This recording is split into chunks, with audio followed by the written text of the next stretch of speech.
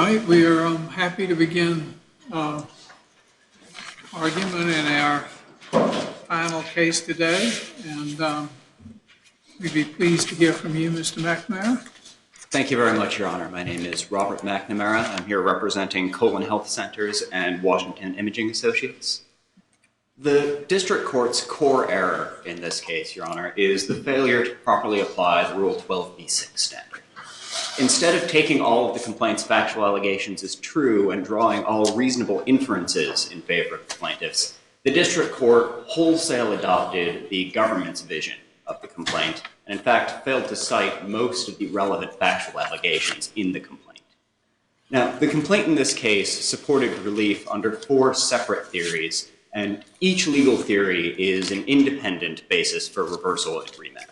There are theories under the dormant aspect of the Commerce Clause, and there are theories under the 14th Amendment to the United States Constitution. And if I could, I'll start with the dormant Commerce Clause claim. I think the most analogous case... If you can't make it under the dormant Commerce Clause, the 14th Amendment jurisprudence, would be subsumed, wouldn't it?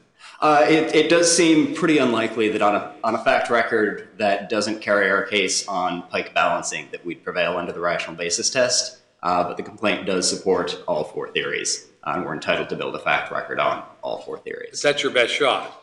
Absolutely, Your Honor. Pike balancing is a higher standard of review than rational basis scrutiny, and certainly on our practical effective discrimination argument, that triggers strict scrutiny. And if a law survives strict scrutiny, I think everyone can agree that it would probably also survive rational basis scrutiny.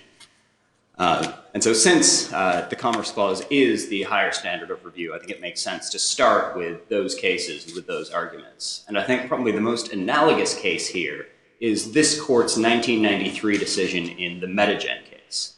Medigen, like this case, was a challenge to a certificate of need requirement, West Virginia in that case, the state of Virginia here. And in Medigen, like this case, the plaintiffs argued that the administrative burdens of the certificate of need application process were so high as to be unconstitutional.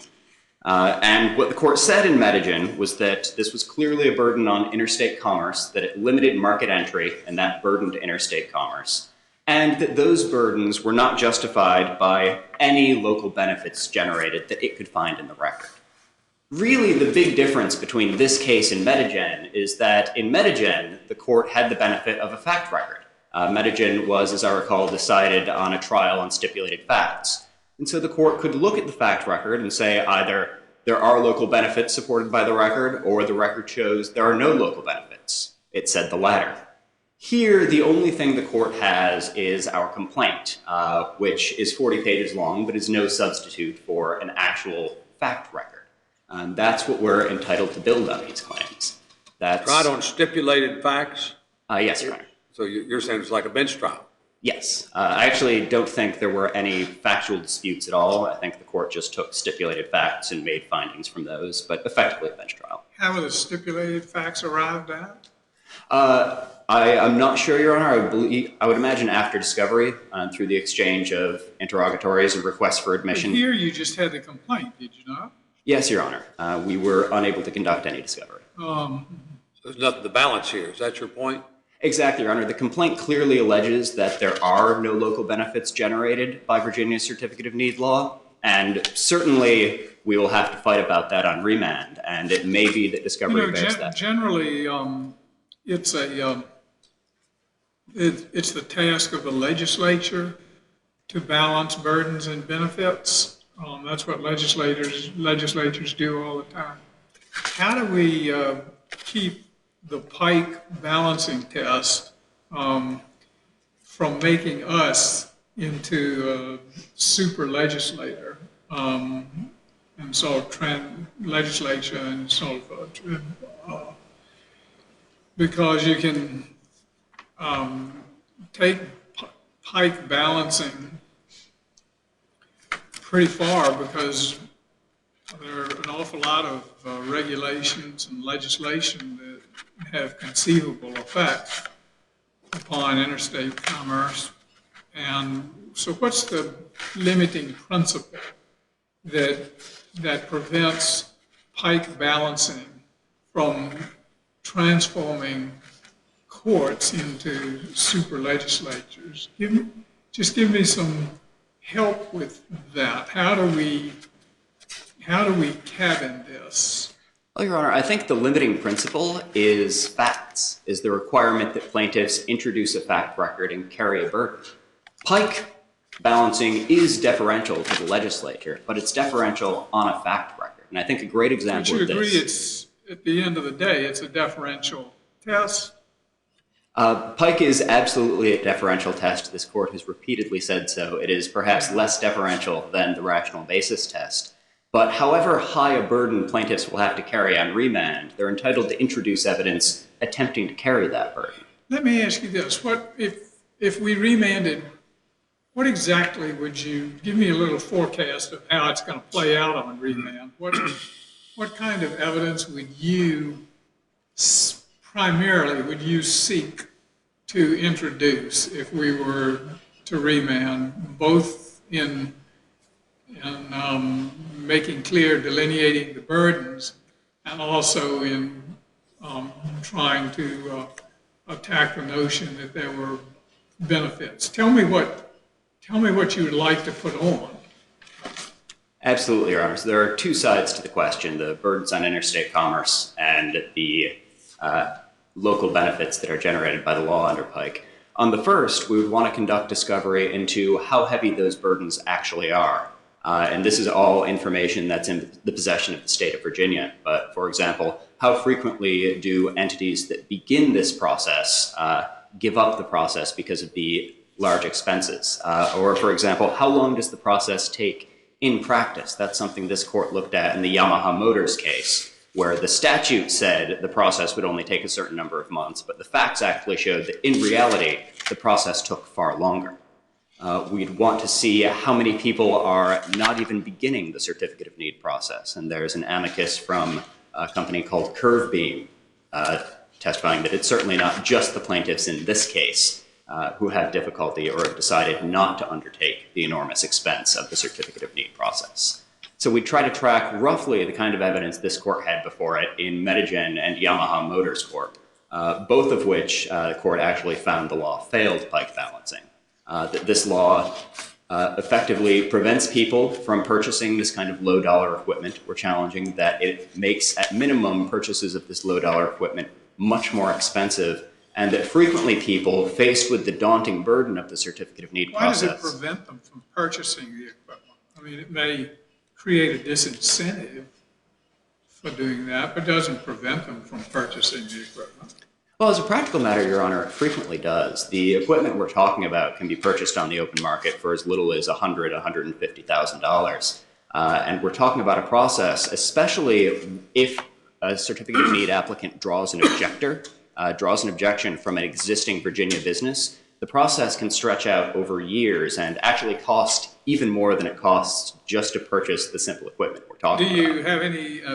Do you have any notion about how long the process stretches out at this point? There are terms in the statute of how far the process is supposed to last. I think if you count up all the deadlines in the statute, it's supposed to be 8 months. In the absence of an objection, I think the evidence will probably show that it is frequently 8 months. But when an objection is drawn, if an existing certificate of need holder comes forward, and this is all in the complaint, fact-finding is required, and a process that amounts to full-blown litigation ensues that takes literally years with attorneys and expert witnesses well beyond the scope what the statute calls for on its face. That's something we'd have to show factually. The effect of these objections is to massively draw out the administrative burden of the certificate of need process. Would does it make a difference as to how long the process stretches out for in-state applicants for certificates as opposed to out-of-state applicants? It would, Your Honor, with respect to our argument about the practical effect of discrimination on interstate commerce. With respect to Pike balancing, it actually doesn't. And this court made that clear in Yamaha Motors. In Yamaha Motors, the court actually said... It doesn't make a difference there, does it? Because it's simply, you're looking at the burden on interstate commerce as a whole. Absolutely, Your Honor. And in Yamaha Motors, the court conceded that most of the people applying for the dealership Wouldn't permit the, would be Virginians. just in terms of the pike balancing, wouldn't one of the benefits be that in order to purchase this sort of equipment, it's hideously expensive, and is it really fair to believe that somebody is going to purchase the equipment and then find themselves and make the capital investment necessary to start a practice, and then find themselves simply not able to make a go of a business because there are, let's say, 2 radiologists, 2 gastroenterologists operating in close proximity to one another. So in a sense, can the certificate process be looked at something that facilitates interstate commerce by creating an incentive to purchase equipment with some assurance that it will be utilized for its expected life? I mean, it's not, I can see scenarios where a certification process to some extent would actually facilitate purchases. That's certainly something the government would be entitled to argue on remand, Your Honor, but it's a determination that would have to be made in light of facts. In Medigen, the court pointed out several possible justifications for the law, the prevention of ruinous competition or overinvestment in infrastructure. But then it said that on the fact record before it, there was no evidence that those benefits were actually achieved in this particular market. And here we'll be able to present plenty of evidence that that's the case with respect to these kinds of purchases as well. Are you going to be able to quantify all these things? Burdens and benefits. Some of them seem to me to be difficult to quantify. And one thing we don't require legislatures to do is to present empirical proof of their legislation in order for it to pass a constitutional test. That's certainly true, Your Honor, though one thing that makes this case a little easier than other pike balancing cases is that it's in the context of a Rule 12b6 motion, where all we have are the allegations of the complaint taken as true. And so here, what we're balancing are burdens, which the complaint says are very heavy, against benefits that the complaint says don't exist. On a fact record, the balancing inquiry might become harder, and it's certainly possible that discovery doesn't go our way and we're not able to build the fact record that I expect as I stand here today. But all we have today is the complaint, and the complaint says we're balancing very heavy burdens against benefits that literally do not exist. And if pike means anything, it means that in that situation, the law has to fail. Is there anything we're to read into the fact that Congress repealed the National Health Planning and Resource Development Act? Is there anything to be garnered from that? Absolutely, Your Honor. Certificate of Need laws originate in essentially a federal experiment driven by largely the sorts of concerns Judge Wilkinson referred to. This might be a way to reduce healthcare costs. It didn't work. Congress changed its mind in 1986 and repealed the requirement that states have certificate of need laws. And the signing statement by President Reagan he said it had been a tremendous failure. Absolutely, and those conclusions were actually reaffirmed by a joint FTC-DOJ study in 2004 that we cite in the complaint at paragraphs 96 to 99, showing that while the federal government has concluded that these programs don't actually reduce healthcare costs, they don't improve health outcomes, they don't have the local benefits that are promised, that what they turn into is essentially a way for powerful local interests to protect their own economic advantage from outside intrusion. That's why the federal government has ultimately come down heavily against them in general, not just against the especially draconian program Virginia has. You say it protects local interests, but if a local practice group in radiology or gastroenterology wants to make a big investment in equipment or add to its existing facility, the in-state group would have to secure a certificate just as much as the out-of-state group. Two responses to that, Your Honor. First, that was exactly the situation in Yamaha Motor Corp. In Yamaha, this court acknowledged that what it called those brave enough to try to open new dealerships would almost certainly be Virginians. But it still found that the prohibition on opening new dealerships failed the Pike balancing test. But as a second response, I don't think that's actually an accurate way to describe how Virginia's Certificate of Need program works. Because the one thing the in-state established doctors don't have to deal with is the objection of the existing in-state established doctors. If an out-of-state doctor or practice group wants to come in and purchase something. So what you're suggesting is the in-state establishment gathers around to facilitate in-state applications, but sort of phalanxes against out-of-state applicants? Well, if you're an in-state Certificate of Need holder, Your Honor, you have two advantages. First, if you need to upgrade your equipment, you can do that without going through the process again. You can purchase this and replace an existing piece of equipment without bearing these burdens. But second of all, if you're an existing Certificate of Need holder, there's one big thing you don't have to worry about if you're going into the Certificate of Need process, and that's that you yourself will come in and object and turn it from this 8-month process into this 4 to 5 year long process. That's the in-state, out-of-state problem. All right, is that about it, sir? Yes, Your Honor, I'd just like to reserve the remainder of my time for rebuttal. I want to mention one other thing. On that Madigan case, Yes, Your Honor. actually, I looked, there were two opinions by Judge Copenhaver. And I know our opinion refers to stipulated facts, but actually, if you look at both of his opinions, he had a 3-day bench trial. And they're both in the Fed sub, but there was a little more than stipulated facts. Okay, yes, Your Honor. I don't know how that's here, but you were starting out, it was all stipulated facts. It's much more than that, I think. Yes, I certainly apologize, and I don't mean to suggest that the parties it's- can't dispute facts in these cases. Thank you, Your Honor. Mr. Gatchell, be happy to hear from you. May it please the court, Duncan Getchell for defendants. The reason we filed a 12b6 motion was because the other side was so candid in what they wanted to do. They wanted to subject the legislative facts underlying this statute to a courtroom fact-finding review.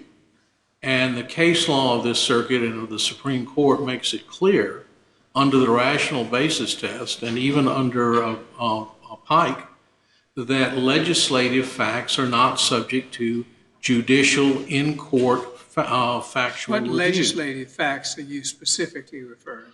Well, what they say is that the Certificate of Need program does not serve the economic function that the General Assembly thinks it does, and they say that it doesn't have putative local benefits, which is the flip side of the same coin. And so because it was clear that if they survived the motion to dismiss, nobody would have any idea of what to do now because you can't have a trial on these kinds of challenges, we went for a 12b6 dismissal. Mr. Getchell, could you cite to me any other form of economic activity in this country that lacks congressional approval like this does, that's premised on the notion that competition is economically disadvantageous? Actually, Congress, under the Commerce Clause, could shut these programs down if it wanted to. Congress could, but they repeat it. But Congress, by making that judgment, despite the fact that there are some agencies and some people and President Reagan's signing statement may not agree with the General Assembly, it is not the function of a court. But that's not my question. My question had to do, I'm just trying to put this thing in some framework. It seems like there's this enormous healthcare industry out there, and it seems to me that they have adequately pled that they're running into a wall bringing some of these things into the Commonwealth of Virginia based upon its Certificate of Need. So my question is, just moving away just for a moment from the Certificate of Need program, Is there any program anywhere that you can cite me to that lacks congressional authority that simply has something akin to this certificate of need program? I can say I cannot point to specific programs. I will say that the entire regulatory state is subject to the same criticism, that there are a lot of people who don't believe that economic regulation by the government actually functions the way it's supposed to. But ever since the repeal of, rather the overturning of Lochner, it is I'm not. not getting into Lochner, and I'm not suggesting that this necessarily leads anywhere, but I'm just trying to determine, is there anything else out there in the national economy, anything at all, that mirrors this kind of thing? I am confident there is, because I have so little confidence in the fact that we're regulating efficiently everywhere. But I'm not an expert in this field, so I don't have one to point to.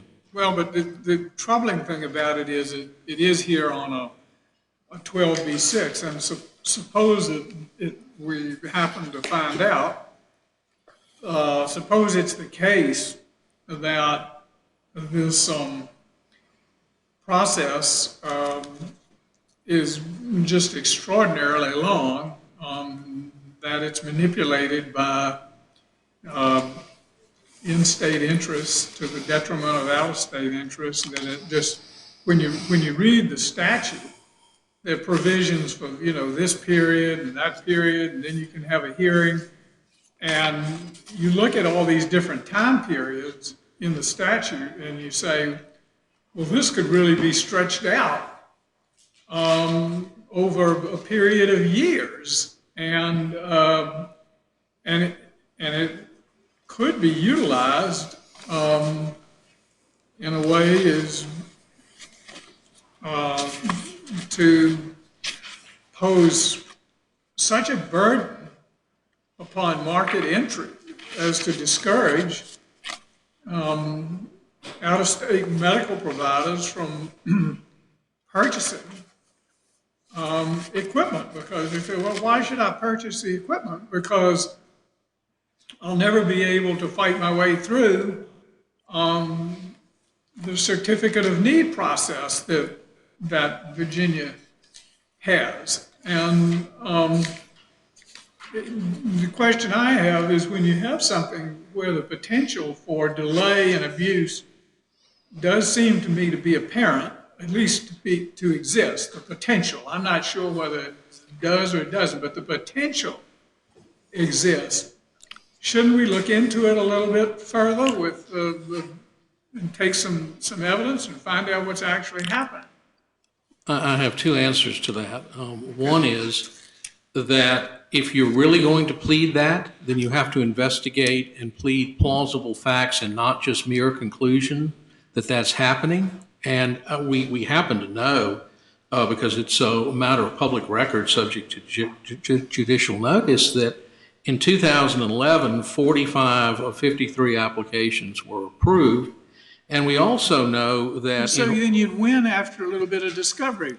But that leads me to my second point. I don't know how I should be subjected to discovery if the real theory is that the litigant wants to have judicial review in a in-courtroom factual session of the legislative judgment, the legislative facts supporting the enactment that says this is a good way to economically regulate the medical industry. And it's within the police... The response to that is that you're correct, it seems to me, in the sense that the Pike balancing ought to be a deferential test. And in the same way that rational basis equal protection is a very deferential test. But on the other hand, it doesn't mean that it doesn't exist. And if we take your point of view, wouldn't we be reading Pike balancing sort of out of existence? Because what happened here was the district judge just took your brief. The district judge didn't. I'm just not sure a whole lot of analysis was applied here, because the opinion was virtually a verbatim recitation of your brief. Now that's not illegitimate, but it's also fair, it seems to me, to raise the question of whether some inquiry might be beneficial. Can I move backwards up the complaint and get to Pike Church? Because it seems to me that one, on privileges and immunities, they acknowledge that that couldn't be reached below and can't be reached here. That would have to go to the Supreme Court. Then they have a count entitled substantive due process, and I think it's so well established that there is no substantive due process claim for an economic That's regulation. kind of a straw man. We recognize that. What about the Dormant Commerce Clause claim? And I would say the same thing with equal And you protection. mentioned that, and you mentioned that judicial notice thing. They might not agree that stuff you're talking about is subject to judicial notice. I mean, you put those numbers in your brief. That's where the judge got them. Copied them out of your brief. Here's my problem with Pike Church. I mean, there might be something about those numbers, and maybe they may go and go behind the numbers and look at some of those things. I mean, Judge Copenhaver, in that other case, the case that he cites, had a 3-day hearing out there in West Virginia.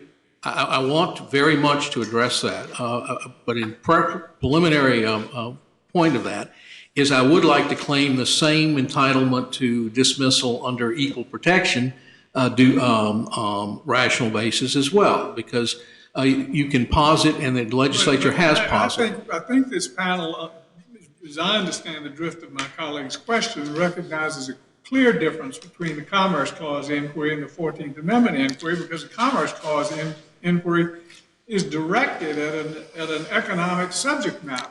You know, you go into equal protection and start differentiating and saying whether we would or we wouldn't differentiate between colonoscopies and cardiac imaging and everything, makes us into a state health department.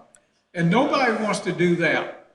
But the Commerce Clause thing is, the Dormant Commerce Clause seems to have something, seems focused and directed upon something like this. And all I have to say about that is this, that the same theory that was advanced on the other counts is advanced here, which is the legislature was wrong when it thought the putative benefits were there. And I would. Well, then why do we have pike balancing at all? I mean, what utility does pike balancing have? Because I have a question as to whether you want to read it completely out of existence. Well, here's what the Supreme Court said in United Haulers. With respect to similar arguments, a desire to look at the underlying policy of the putative benefits. There's a common thread to these arguments. They are invitations to rigorously scrutinize economic legislation passed on the auspices of the police power. There was a time when this court presumed to make such binding judgments for society under the guise of interpreting the Due Process Clause. Courts should not seek to reclaim that ground for judicial supremacy under the banner of the Dormant Commerce Clause. And I would also call the court's attention to Kentucky versus Davis, where the court said in a bond tax case, if we had to balance the effect of on the interstate commerce against the local policies of selling these bonds, that wouldn't be a judicial function. So I don't think that Pike, which only came along in 1970, is in the most robust good health in the Supreme Court. Let's put it this way. What function then does Pike have? I mean, because rational basis scrutiny is a highly deferential scrutiny, and yet I think if a piece of legislation is utterly arbitrary, it would fail even that. Now, we do have this Supreme Court case out there, and we do have Pike balancing out there. And given your formulation, what role remains for it? You seem, my concern is that you completely eliminated Pike balancing altogether with what you've just told us. What role does it, because we can't ignore the Supreme Court case, so what role does it retain under your framework? Well, let me answer narrowly and then broadly. The narrow answer is that in this case, where the legislatively determined harm is making the very sales that they want to make here, and the legislature has determined that those sales are contrary to the public good, that under the Pike Church formulation, you can determine on the pleadings that the balance is not commensurate.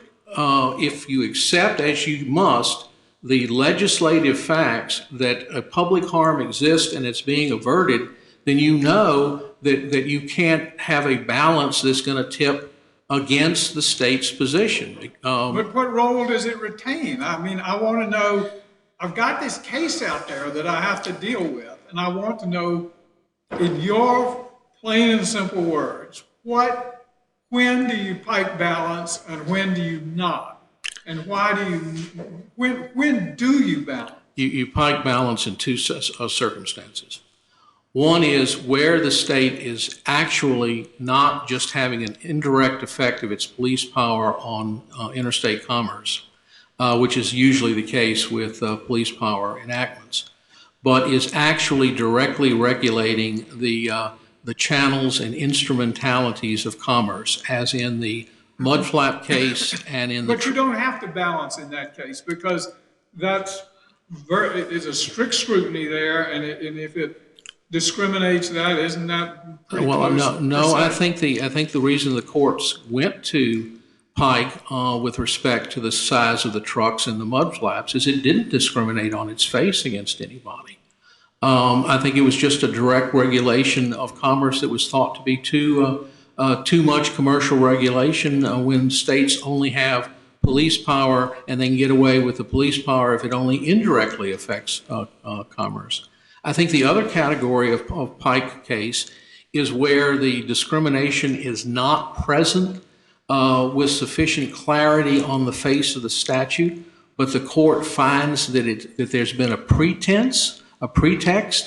For example, the Rowland case in Puerto Rico, the grandfathering was corrupt. It was obviously intended not to really have a regulatory scheme, but to protect the local interest. Yamaha was the same thing. Madigan was the same thing. So I think that where...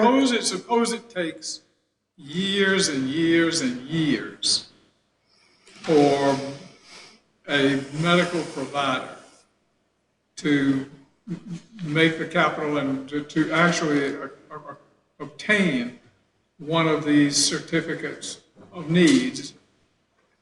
Are we prohibited from looking at that? I think that under the plausibility standard of Twombly, they didn't plead this in a way that should cause this court to crank up that machinery, because I don't think they alleged discrimination except in conclusory terms. If this apparatus, if this program... But let's say we're not talking about discrimination here. We're just talking about a process that takes years and years and years, just leave discrimination out of it. Just the process itself takes years and years and years to complete, particularly for out-of-state medical providers. Is that just something that we should simply shrug our shoulders? One on the face, I'm sorry, I didn't mean to. About, because wouldn't a delay and a bureaucratic system that complicated and difficult to navigate have a very substantial effect on interstate commerce? Well, one, if the harm to be averted is wasteful sales, I don't see how that the fact that the process lasts a long time implicates Commerce Clause concerns. And remember, the whole regulatory state as it exists in most of the country, both state and federal, one of the criticisms of it is it takes forever. And so if that were a Commerce Clause objection, then we're really making Pike Church something new and different and exciting. But also... well, if it does take forever, if all these things, you say it's very common for these state regulatory processes to take forever. isn't the cumulative effect of that to balkanize the country? And doesn't the dormant, to balkanize the country into separate economic units? And doesn't the Commerce Clause have something to say about that very phenomenon? First, there's been no non-conclusory pleading that this one does last forever. As I read the Well, we statute. don't know. We need to find Well, out. actually, on the face of the statute, they're well We set don't have anything forth time. except a Their complaint. time limit. All we have is a complaint. Well, no, we have the statute and there are time limits on the statute. And also, remember, you can only object. I mean, they're not positing that the process absent an objection takes forever because there are clear statutory limits on how long it can take. They're talking about objections. And But there also seems to be somewhat of a common sense application in saying that these things are problematic. I mean, you know, a CT, you look at the regulations and proposals to expand an existing medical care facility CT services through the addition of a CT scanner should be approved when the existing services performed an average of 7,400 procedures and so on and so forth forever. And I just have this view or feeling that something is being just walled off here. I mean, and there's kind of a common sense to it that somebody would be bringing their CT scanners into Virginia or their other equipment into Virginia and be performing these services if Virginia didn't have this certificate of need program. I mean, it just seems like there's some common sense to that. I mean, but the legislative determination is they shouldn't. That's the harm to be averted. They shouldn't bring them. Competition is the harm to be averted. And But the harm, sometimes but it doesn't that matter what. implicates the Commerce Clause. Yes. No, it doesn't negate the Commerce Clause because competition, as long as it doesn't discriminate by origin or citizenship, most of our regulation restricts competition. And the legislative theory here, right or wrong, in some platonic sense, is that by restricting participation where that participation would be wasteful and drive up the total cost for the community is something that is to be averted under the police power. What keeps them from doing the same thing about a case of Coca-Cola that's coming over from West Virginia? I mean, we just, it has a little more sophistication when we talk about medical care, but it's the same thing. This statute comes with a presumption of constitutionality and regularity. It's like 35 other state regimes. It is based on a plausible legislative understanding. Suppose it happens that Virginia is the most stringent of those 35 states. As long as it's not alleged to be, plausibly alleged, to be benefiting the locals at the expense of the non-locals. And here, the same rules apply whether you're a New York corporation running a facility in Virginia or a Hawaiian corporation or a Virginia corporation. There is no facial discrimination. But there is discrimination in the sense that you call them Hawaiian corporation or New York corporation, but the point is once they are essentially domesticated, that they have an operation in Virginia, they got a leg up on people from other places. They have a leg up on people from the same place. They have everybody similarly situated is treated the same. There is absolutely no protectionism on the face of this statute and no reason to imply one. Nobody has alleged that it's facially invalid. They actually pleaded. Well, economic protectionism is not unconstitutional. And I mean, we've lived with tariffs a long time in this country, and the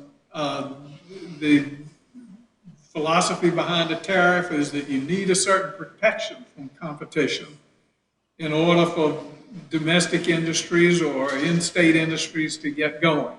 But so